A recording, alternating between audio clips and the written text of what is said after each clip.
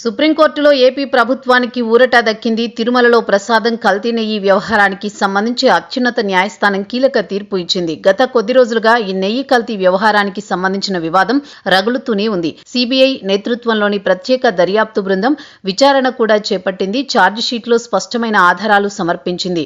నెయ్యి కల్తీ జరిగింది అని స్పష్టం చేసింది. అసలు పాలతో తయారు చేసిన నెయ్యి కాదని పామాయిల్తో కూడిన రసాయన మిశ్రమాలు కలిపారని చెప్పుకొచ్చింది. చర్యలకు కూడా సిఫార్సు చేసింది. అయితే అప్పటి వరకు దిగువ స్థాయి అధికారులు సిబ్బంది పాత్రను తేల్చిన సిట్ ఆ మేరకు ఛార్జిషీట్ దాఖలు చేసింది. ఇప్పుడు అప్పట్లో టీటీడీ నిర్ణయాత్మక నిర్ణయాలు తీసుకునే వారిపై విచారణ చేపట్టేందుకు ఏకసభ్య కమిషన్ నియమించింది రాష్ట్ర ప్రభుత్వం. అయితే సిట్ దర్యాప్తు పూర్తయిన క్రమంలో ఏకసభ్య కమిషన్ నియామకాన్ని వ్యతిరేకించింది వైసీపీ. అప్పుడే రంగంలోకి దిగారు మాజీ ఎంపీ సుబ్రహ్మణ్య స్వామి.